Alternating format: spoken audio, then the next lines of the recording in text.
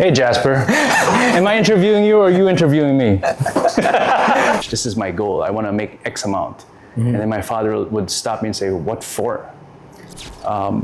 You need to find the best partner you can find. My advice for the 20-year-olds there is be the best version of you so you can find the best woman or best partner. Right. And that's the most important decision you can make. So what's it like working with a wife? Oh my gosh. That's a whole different podcast, but it's tough. I mean, and we're very open about this.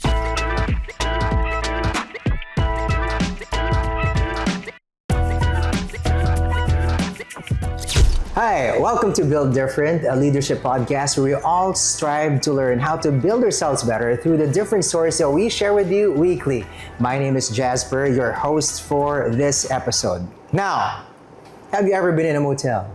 Like this one.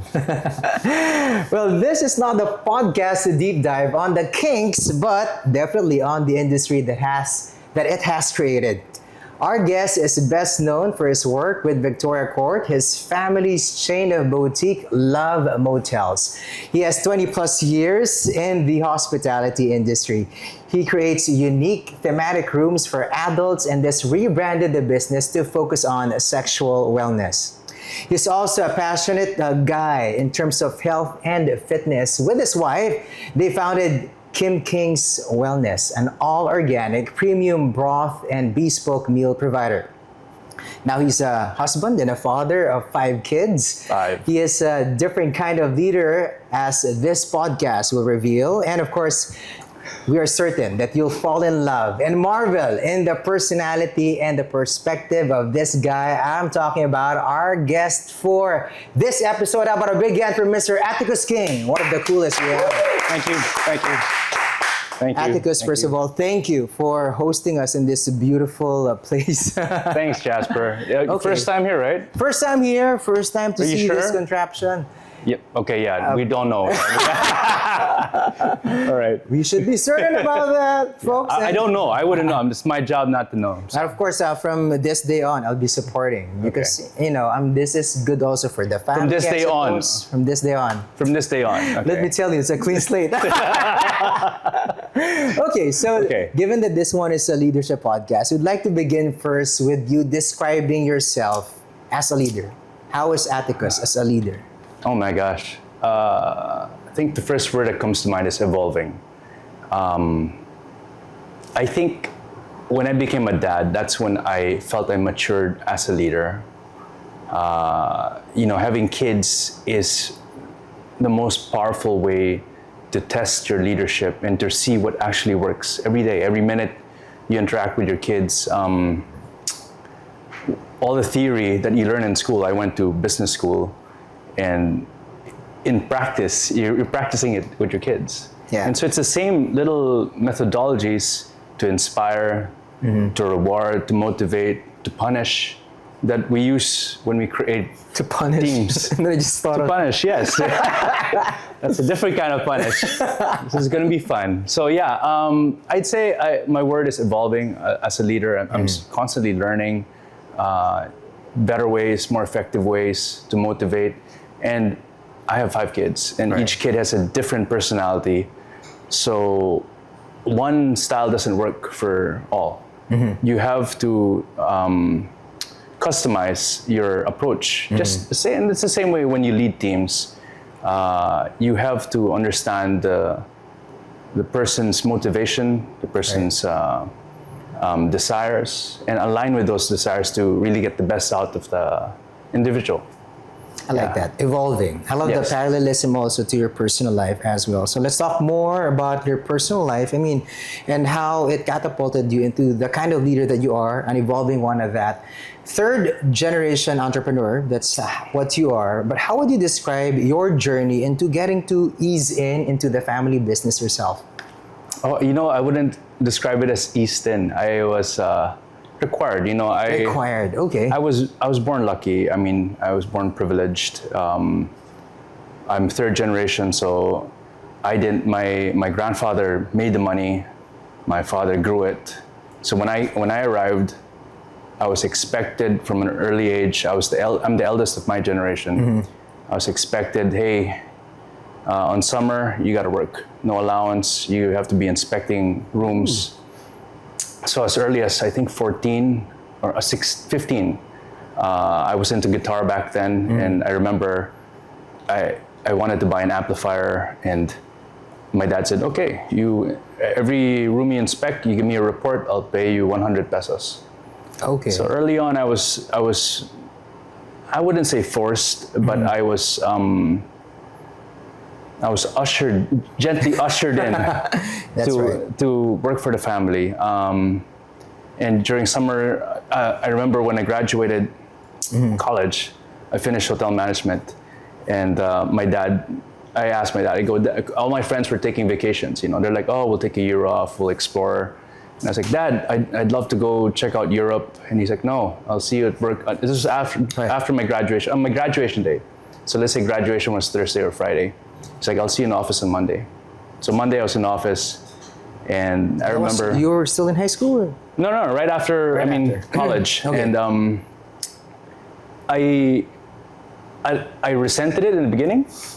Because I was like, wow, this isn't fun. My friends are all out vacationing, taking time off, but I was at work. But now in hindsight, I understood the value. I understand and appreciate the value, because he introduced it so early that it was natural for me. What I understood, the little things that most people take a lot longer to assimilate. Right. So I would say the word, I was gently ushered into the business. Yeah. Did I answer your question? Yeah. Perfect. I mean, okay. I get to see the dynamics of how you were in the family as well, as you mentioned. You were ushered into the business. But then, apart from that, maybe let us in also into how were your parents also? Were they nurturing, or were they stern in getting into the business? How was it generally as a family? My grandfather was very practical. So I had an addiction, an obsession with music. I still do. I love music. And my father, my grandfather, as the founder, would always tell me, "What are you doing with that? What's that for?" Ooh. I mean, and our meetings would always cover numbers and performance numbers. He would compare my uncle and my father and say, your father's making this much, your uncle's making this much. It's your uncle's making more because your uncle's spending more time in the office. What are you doing? So it was metrically driven. It was not just you have to work harder. There was a clear number to performance, to hard work that he expected. KPIs, yes. And I was 16. Right. We have all the grandchildren had scheduled meetings with him once a week, 1 hour meetings. Ooh. We were calendared, so it was a weekly cadence. We were required to see him and walk with him around the village, and during that walk, he would impart these values of discipline, hard work. So I was expected to step up. My father, on the other hand, as expected, was very chill. Okay. Because his father, my grandfather, was very hard on him. Okay, there's a balance. So my father's case, growing up, I tell my dad, I want to make this much. This is my goal. I want to make X amount. And then my father would stop me and say, what for? Ooh, and he would say, that is interesting. Yeah, so it was a total contrast, opposite. My dad would say, what for? What are you going to do with that money? And I go, then Dad, what should I aspire for? And then he would argue, why not look for more meaning, balance? Ooh. So my dad was a philosopher. At heart, he was very spiritual. He was not religious, but he was very spiritual. He was the type of guy, every morning he'd practice his Tai Chi, he'd meditate at 5:30 a.m. for an hour. He was into energy and just maintaining balance. Early on, he taught me a concept called the peace of mind square, where he measured my performance, his family's performance, not based on how much we made, but a balance of our health, our mental development, our spiritual, and our emotional. So that was very powerful. And I was very lucky to get exposed to that early on. Right. Because it balanced what my grandfather, my lolo, was all about, which was money, money, money, Right. grow the business, build, build, build. My dad brought in the human side, where he helped me realize that there's more to just making money. Of course, we have to make money. I mean, you have to have a strong financial foundation. But after that, there's life after that. There's more meaning after that. So yeah, did I answer your question? Yes, yes, Okay, yes. yes. Actually, I feel like you're really blessed with, you know, having the best of both worlds, I suppose. Yeah, maybe lucky. Yeah. the way your father has been to was because of how he was like the first person to get the kind of training that your father, your grandfather has given, right? Yes, So somehow he needed to be chill. Yeah, I suppose. Yeah, he went through a lot. I remember my uncle would tell me stories where my grandfather was so tough. He would berate them and he would make them cry. And they were adults already. My lolo was. But you know, I respect that, because if you guys know any founder's story, they have to be the toughest. Because my lolo's analogy, which I still use to this day, is the most amount of force you need for a rocket to take off is the initial force. Right. And that has to be the strongest. And my lolo was that. Birthing pains, yeah. So he had to be the most powerful engine to get the rocket up. And after that, momentum-wise, much easier. Okay, I think being third generation has its perks. Yes, definitely. Yes. All right, so somehow I get the idea, and then based on your bio, you've mentioned and you describe yourself as righteous, impossible, and an a-hole. Yes, and can I swear? And an asshole. So yeah, who requires all his office employees to call him by his first name and avoid using sir or sir. Yeah. Could you let us further into the leadership style and leadership psyche that you have, which somehow we have an idea already because of what you've shared earlier, but let us in a little bit more. I'd love to. So a lot of what my father taught me is about introspection and really understanding yourself. And my uncle also, I need to give him credit, taught me early on that to be an effective leader, you have to be the smartest person you can be. You have to be the most knowledgeable. You don't have to be the best at everything, but when you're running an organization, you have to have at least foundational understanding of each department. So technical competence, in other words. So that's one skill set that I cultivated early on. And as I went down that road, I also noticed that the dynamics between social class, you know, being born Chinoy, being third generation, being, I like to say Chonyo when I speak Tagalog, it creates a barrier. And to remove that barrier, I required my team to stop calling me sir, because I want them to feel comfortable. I wanted to. That's something I grabbed from American culture, where they can feel more like I can speak to you. First name basis. First name basis, and I also wanted to cultivate an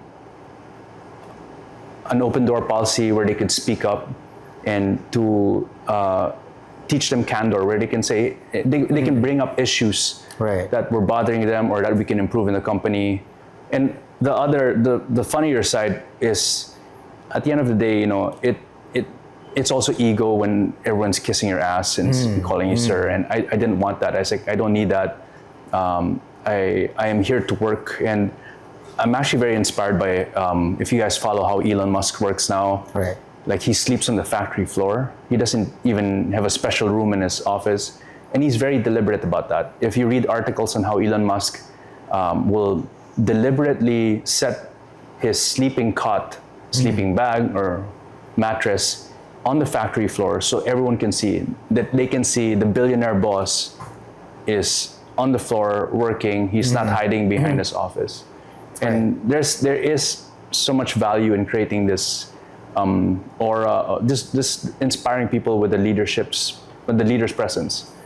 So Are you saying that you also stay inside the Victoria Court? not often enough. Now that I'm a dad, I don't stand Yeah, for upside. sure. But my favorite thing to do, my favorite hack, is I like biking. And during the holidays, I will do my surprise visits because it's fun to bike and there's no traffic. Yeah. So yeah, that's my. Sorry, did I answer your question? Yes, of course. I think I went somewhere else. No, Yeah. but I love it. I mean, how empowering it is really to somehow get into the level of your people and Yeah. make them feel that they have the right to speak, the Yeah, right to yeah. give their thoughts, and Definitely. probably be a partner in terms of creating the business, and that the things that they could contribute or say are going to be valued and taken into consideration when creating decisions. I think Thank that you is for a making me milestone. sound good, Jasper. I'm trying my best as the host of this podcast. Anyways, let us get into, could you tell us more about, because you've mentioned about your leadership style as being evolved. It's an evolution. How are you looking at Victoria Court as a brand, and how are you going to be evolving it further? And then how would you allow your people to be on the same plane in terms of catapulting it into heights? Yeah, it's a great question, and I say that because we always joke here that I'm a tito. We are. We are You guys don't look like you have kids. Once you become a father, your world changes. My priority, I when I was single, I'd be out 3-4 times a week. I'd be out in the bars and the clubs. I knew how the market behaved. I was part of the market of the motels, but now that I'm a tito, I'm disconnected from that.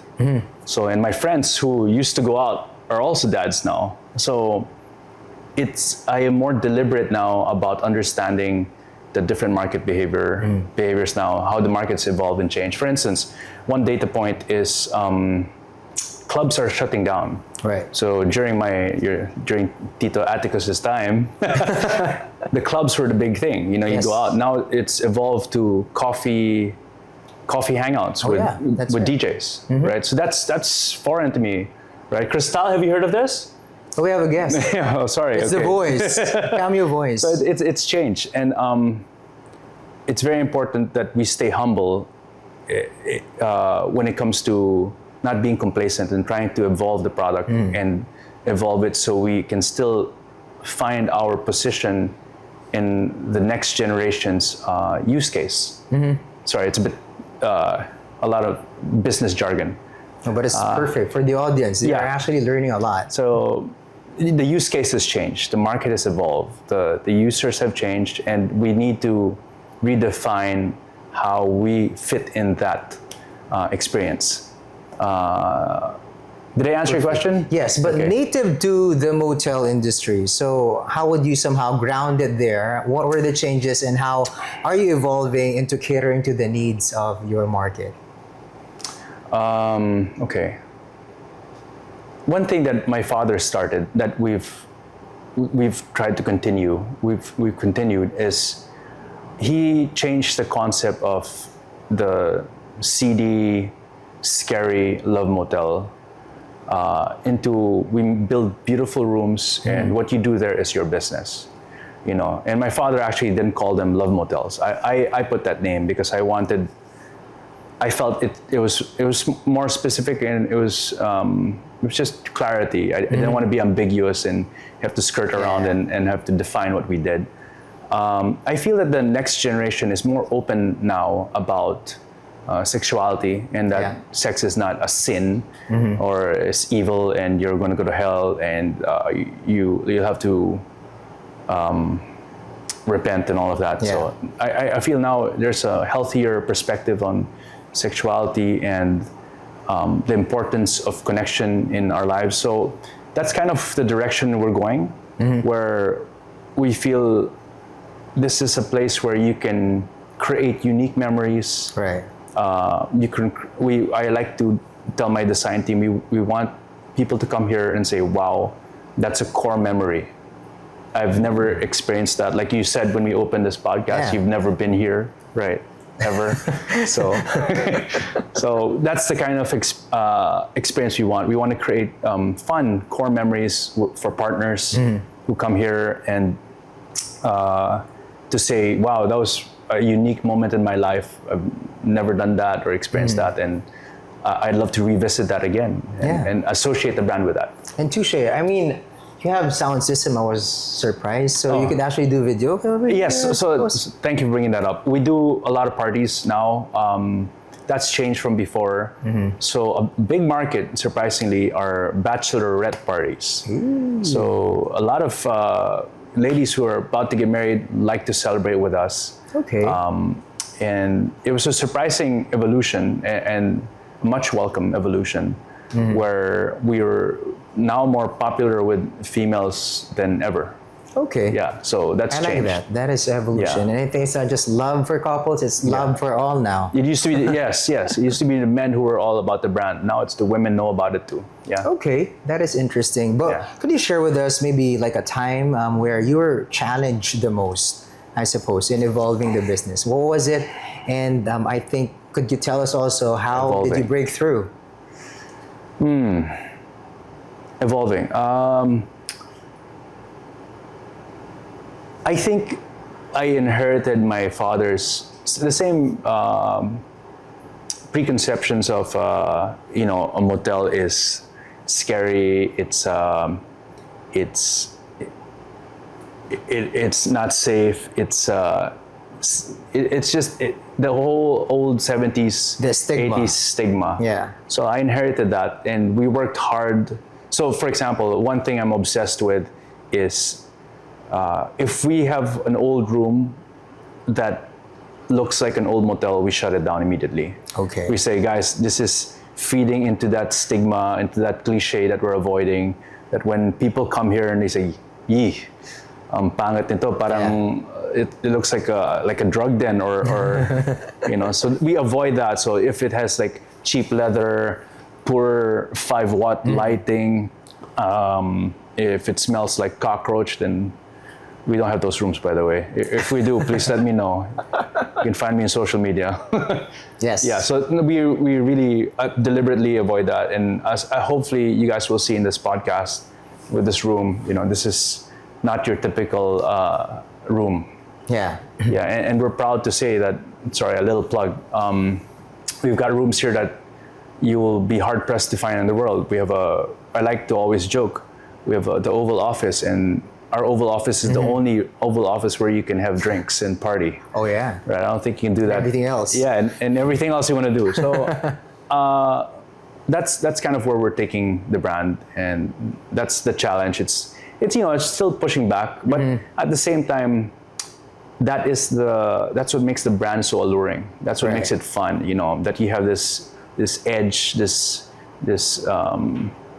element, this ingredient of naughtiness, of fringe. You're on the fringe of are they misbehaving? Right. So that's what makes the brand so interesting.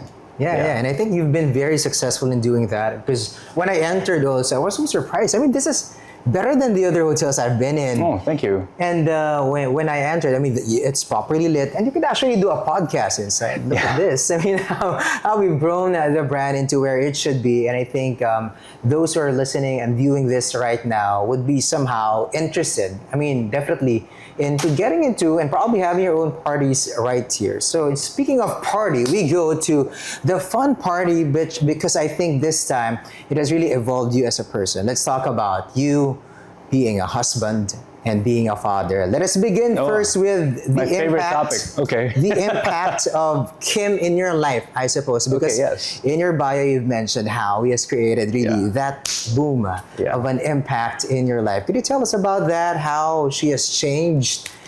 And then let's get into business also, talking about that later on also, because you have a business together. I'd love to. For some reason, last night as I was going to sleep, I was thinking, if there's one message I wanted to share to help other future entrepreneurs or 20-year-olds who are business-minded and they're growing and developing their business, the best piece of advice I thought, well, upon reflection, what I tell myself, what I would tell my 20-year-old self is you need to find the best partner you can find.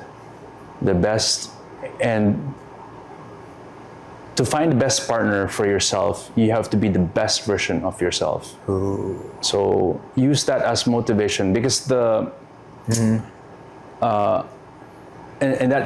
an intro to my wife. My wife is the best woman I was able to find. I felt that like she was the peak, and she is the peak of at least for my requirements, my personality. Right. She was the best woman I could find, and by best I mean she brings a stability to my life where I'm able to be a better version of myself because I'm more consistent. Before my wife, my sleep patterns, my lifestyle, she fixed that up. She gave me a regimen where I'm now more regular. Back then, if I had a meeting, I would arrive on time or late. Now, on time is considered late. So, but I was late for this meeting because they had to push back. So, no, it's okay. No problem. Yeah, cool. So, the effect is so talking about my wife, she's brought so much stability, so much peace of mind when it comes to managing aspects of my life that I am not as focused as I should be. So I guess that balance. So my advice for the 20-year-olds there is be the best version of you so you can find the best woman or best partner. Right. And that's the most important decision you can make, more than the financial decision, is to find a really strong partner, because that partner will help you raise your kids. And once you have kids, you realize how exponentially more important the influence of another person is in the life of your children. It's tremendous. Yeah. So you attract what you give up also. So definitely. Perfect time later on. But of course, just like Atticus, probably you could explore a little bit later on. Find yourself. I think that is the key word. You find yourself. And at the moment where you actually are ready for something. I mean, sometimes we find other people before finding ourselves. We try to find somebody else to complement or to complete us. But we have to find ourselves first. Yeah. I think that is the goal. Invest in yourself, grow yourself, push yourself to be. How will you know if the person is the best or best one for you? I want to say that if you're not on your game, that you lose this person. Meaning you like my wife would not have chosen me as her partner if I was not focused, if I was not passionate about taking care of the family, working, if I was lazy. So it's really about stepping up to your potential and doing it soon before you find that person, because the sooner you can. That's probably one regret I want to share is I partied too much, and it's that girl's fault over there in the background hiding. Nah, I'm joking. So partly because of that. So enjoy your 20s, but invest in being that man that can start a family, and it's super important. Good thing that you guys are hearing or watching this podcast already. Okay? You don't have to get into that learning curve anymore. All right, just in case you want to put this into mind and into heart. But so you've mentioned how impactful it has been when your wife came into your life, but then you've already, tackled a little bit about how fatherhood has changed you, but maybe give us a brief note as to how you improved as a leader when you became a father, especially of 5 children. Okay. Let me process this. Take your time. A brief note on how I improved as a leader. Yes. Because it's true. When fatherhood dawned at you.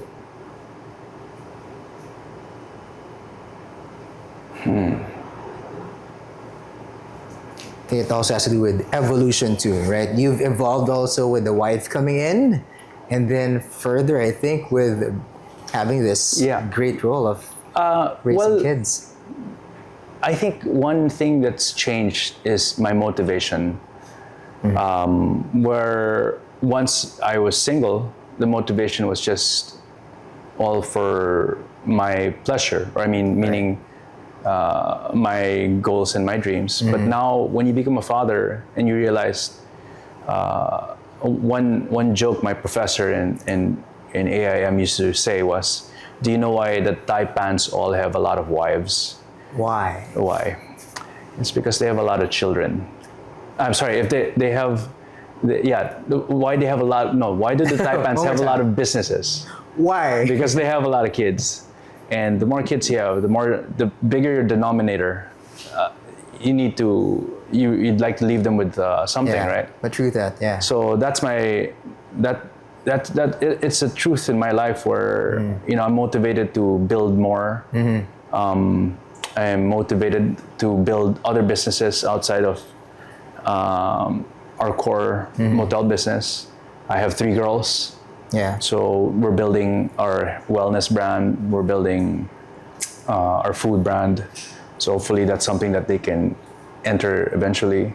Right. No pressure, kids. If you watch this in the future, no pressure, but I'll see you at the office. I like it. So yeah, I guess my motivation has changed. That's the biggest evolution. That's right. Building a legacy. It's going beyond yourself for sure. And it's stretching you to be a better person as you go along. All right. So let's talk about getting into business with your wife. I mean, you have Kim King Wellness already. How is it? I mean, how's the dynamics and where did this come from, the idea? Is it because you guys are into fitness and wellness yourself? Yes. How was this born? So when I met my wife, unfortunately, I was just reflecting this with my sister Angie, reflecting on this over the weekend. We were born lucky, we were blessed with a lot of opportunities. But one thing we were unlucky with is our constitution. We're the Kings. We're asthmatic. We have joint aches. We're so young, But there is a flip side to that. Because of our fragile constitution, early on we learned the importance of lifestyle changes, dietary changes. And when I met my wife, my girlfriend then, she knew I had to be more careful with my health. I couldn't party hard anymore, or I couldn't drink. I didn't smoke. I never really smoked, so I would drink. And that, she took care of me, and that kind of led down this path where she got her nutrition degree. She's been studying incessantly, upgrading. She's now a certified coach for nutrition, and so we started the Kim King's kitchen back then during the pandemic. We've changed the name to Kim King's Wellness. Sorry, babe. I can't even pronounce your name. It's a tongue twister. Yeah. So it's been super successful, and we've been lucky about. My wife I think our selling point is my wife walks the talk. Right. If you ever meet her, she's a mother of 5, but she doesn't look it. She doesn't look like she has kids, and a lot of it is down to her formula for managing her weight, which is after giving birth, she does what's called a broth fast, where she substitutes meals. Let's say you eat 3 times a day. Right. She'll substitute 1 meal with just broth.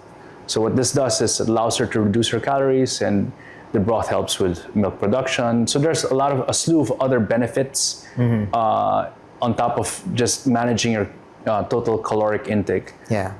So what's it like working with a wife? Oh my gosh. That's a whole different podcast, but it's tough. I mean, we're very open about this. It's really tough. Reason is, you go home, you work together, and then you go home, you're still talking about work. And it affects your mood. It can get very emotional, and it's different when your mood is affected because of what you do at work, which it shouldn't be. We have to find a way to separate and compartmentalize that. It doesn't happen, actually. It rarely ever happens. It's like the 6th kid, I suppose, the business. I'm her 6th kid. Okay, my wife is the boss. So, So yeah, going back, it's really tough to work with your wife, but I love it. You know, it's a dream to. I always tell my wife I want to be involved. I want her to be involved in everything that we do. It's like I want to. So we do music together. We exercise together. We work together. I really think of it as having a life partner and not just someone to raise the kids. You know. Right. So we do everything as much as we can. We do everything together. For sure, there's growth while you do things.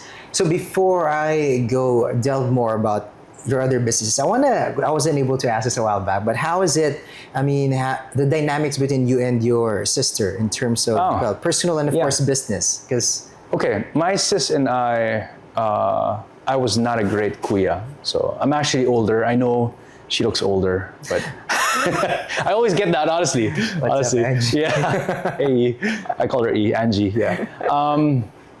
We're great. We're great now. I was a terrible older brother. My mom and my dad split when I was 5, and I didn't realize it then, but because they broke up so early, I had a lot of anger because my dad wasn't always around, and I don't blame him. My dad had to work. So in that my free time, I was left to my crude, young angry boy thoughts, and I would bully Ian. Back then it was Ian. Right. And I've apologized to her many times as we've grown older, and I realized, for example, one of my big regrets with Angie was when I started playing guitar when I was 14, she played drums, and I would always bully her and say, you're terrible, you suck, you should do something else. And I regret it because I see now a lot of siblings who are still together in bands together, and that could have been us. And Ben, King and King. Yeah, King and King. Yeah, Ats and Ange. Yeah. So we're great now. Like we hang out a lot. She loves her nephews and nieces. It's a very different dynamic now, and we're work-wise. I recently, during the pandemic, we bought her out. So we used to share the brand Victoria Court. Right. And I bought her out because we have different management styles. Right. And that's an area we would clash. And to protect our relationship as siblings, we said, okay, you know what, let me just buy you out, and now we're good. So the only point of conflict we have is if I am not taking care of myself. She's so caring, and we have a joke. She's my food police. So when she visits me at home, because I eat fast, she'll always say, chew your food slowly. And when we eat together, she'll go, okay, time check. It's 12 o'clock. You have to finish your food in at least 15 minutes. That is so cute. Yeah. So it's super. So I have to eat slower because she's be more mindful. More mindful. She's into biohacking too. So my wife and her are super tight when it comes to that. They both wear continuous glucose monitoring devices. They're not diabetic, but they're obsessed with measuring how food impacts their sugar levels. So it's a lot of fun now. I'd say we're in a good place. Amazing. I like it how you guys prioritize the relationship more than the business, which is now working for you. And I think it trickles down also into how you navigate being a father and giving all these wisdom you have learned in a harder way, I suppose, growing up and being a brother yourself. That's the tricky part. So when I see my kids bullying each other, I'm like, guys, don't make the same mistake I did. Yeah, I've been here. I tell them, I go straight up. I was a terrible kuya. Don't do the same thing. Okay, cool. All right.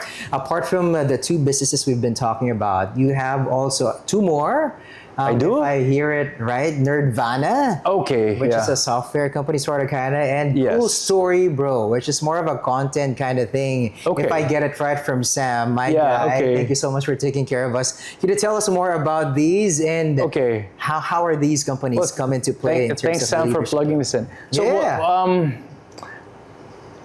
we have a support services group.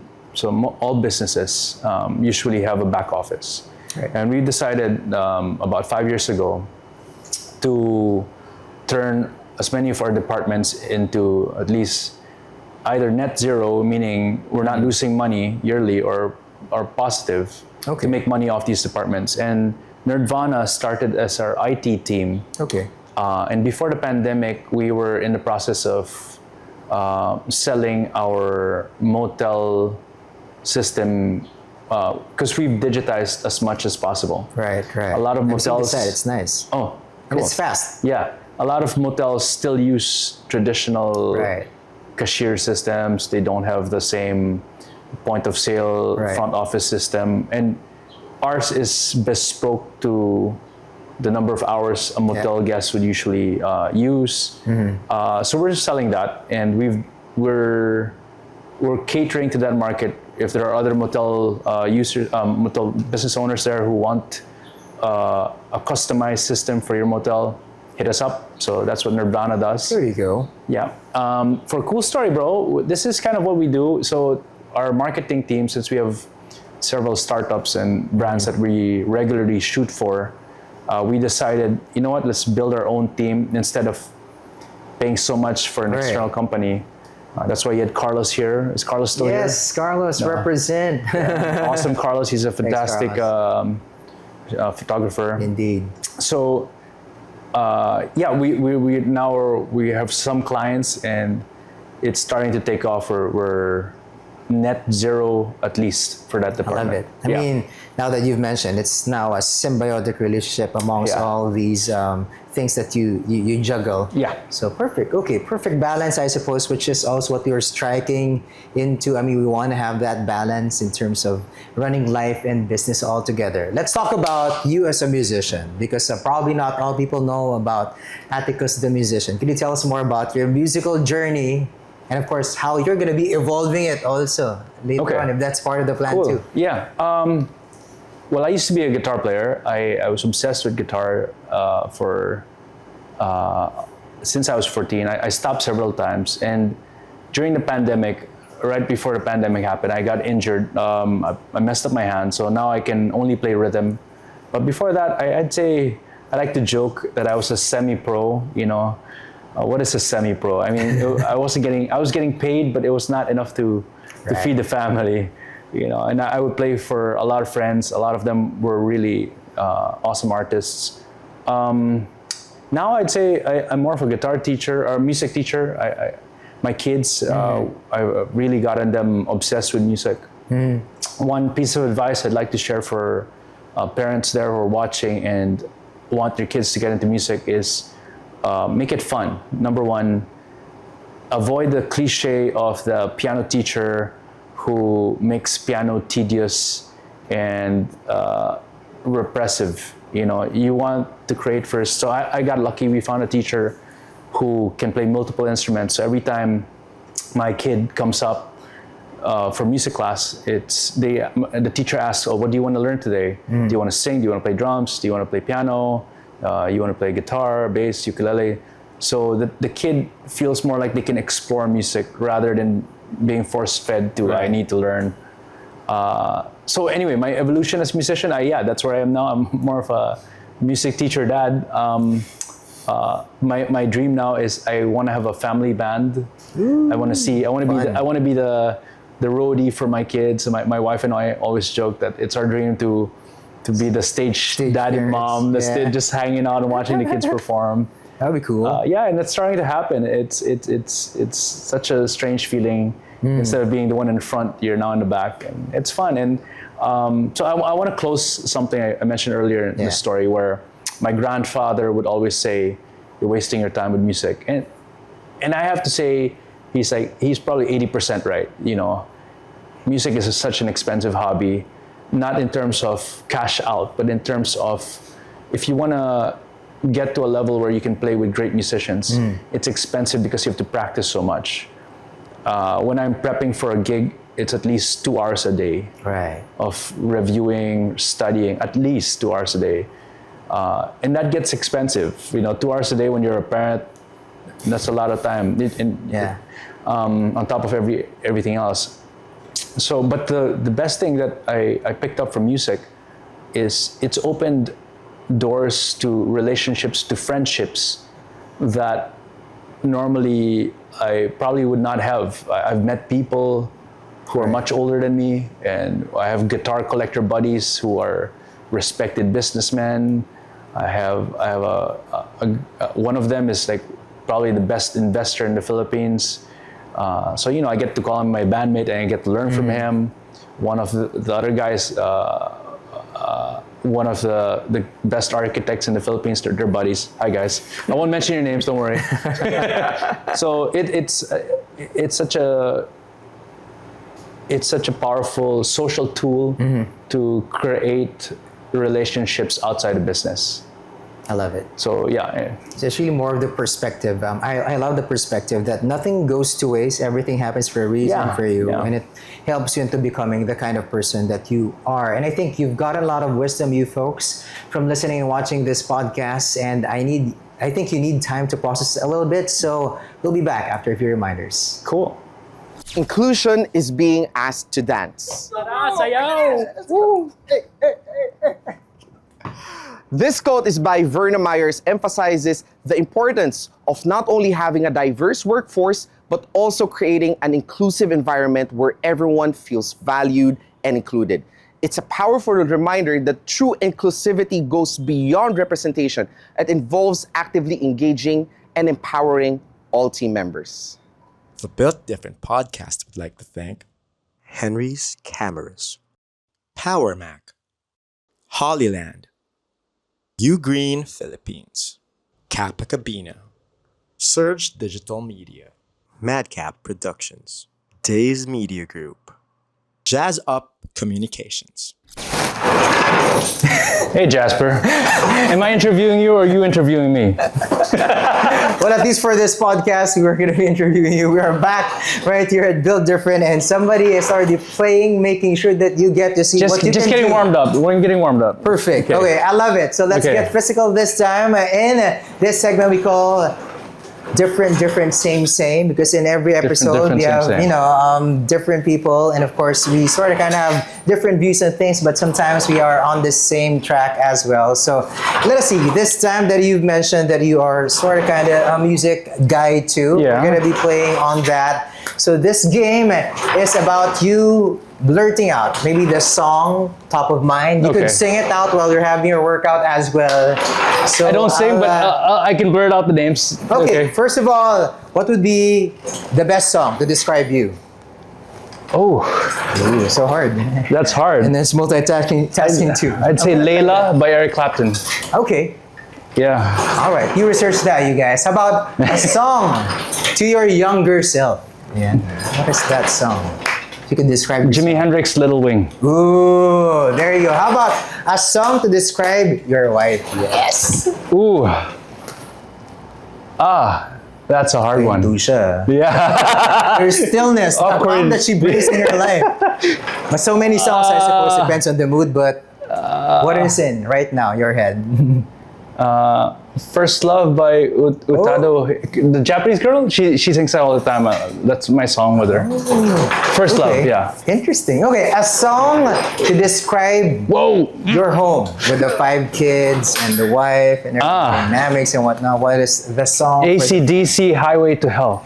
Hey! Rock on. Okay. How about your current productivity jam? You're in the zone for work. My productivity jam. Oh my gosh. I'd say anything by Johann Sebastian Bach. Okay, introvert mode song. When you feel like you want to just be on your own. Claude Debussy, Arabesque. I love how varied the music is. And of course, a song for your parents. Song for my parents. Stairway to Heaven. Okay. How about for granddad? I don't know why I keep thinking More Money, More Problems by Diddy. Okay. I mean, I get Infamous that. Diddy. How about a song for your team? For my team. Yeah. Queen's We Are the Champions. Okay. We are the champions. Now there's a song. Yeah. I love the tune. All right, perfect vacay song or vacation track. Perfect vacation track. Oh gosh. Anything by Jason Mraz, I guess, that vibe, that acoustic ukulele-ish vibe. I like that. Yeah. All right, how about a song, just in case, a song title if you're going to be writing a song? Or have you written a song? Yeah. Yeah. Okay, could you give us a title probably of a song you've written or something that you're going to be writing, thinking of writing? A title. It's a song we've written recently. Gosh. Are you seeing the notes but not the title? Yeah, no, I'm collaborating with a friend now. We're rewriting hip hop remixes for a friend, and the song we're working on is Jabonga. Or something, yeah. Yeah, it's one of the rap songs. So, Interesting. Yeah. But no, an original, I'd say, I forget the name of the song because I just wrote the song for my daughter, Storm's Heartbeat. I took her ultrasound and then I sampled it and made music out of it. Yeah. Okay. Yeah. We're gonna be listening to that soon. But last, a song, because you've mentioned in your bio that you want to perform at the Wimbledon Theater. Wembley, yes, yeah. Wembley. What is that song my you're gonna gosh. be playing there? Maybe the finale or the first song? Up to you. First song. I maybe. want to say we haven't written it yet, and it's something I hope the kids write a song that we can perform there. That'll be the dream. Okay. At the end of the day. An original. Yeah. Okay, but what's the ultimate song for you? Which one is the best amongst generations? Is there something that you have? Bohemian Rhapsody. Okay. Bohemian Rhapsody is like the pinnacle of rock music. Okay. Yeah. There you go. There you have it, you guys. All right, that was experiential. That was fun. Thank But you. of course, as Likewise. we close this episode, any last words? What do you want to say, just in case they would want to be reminded of this episode? What would be that key message you want to leave our viewers? I'll use the same message my dad gave me. Seek balance, find balance. I mean, work hard, invest in yourself, in not just growing your business, but invest in yourself, building yourself spiritually, emotionally, mentally, and physically, not just financially. And that's how you become a king. No, it's really more about, yes, that's what he mentioned, evolving yourself, I suppose, learning the ropes, listening to the people, and making the best decisions coming from all the things that you have accumulated and snowballed into as a leader. My name is Jasper Tiongson. How about another big hand for Atticus King, you folks? Thank you. Thank you. And see you in the next episode. This has been Built Different. Bye. Cheers. Bye. Built Different podcast would like to thank Henry's Cameras, Power Mac, Hollyland, U Green Philippines, Kappa Cabina, Surge Digital Media, Madcap Productions, Days Media Group, Jazz Up Communications.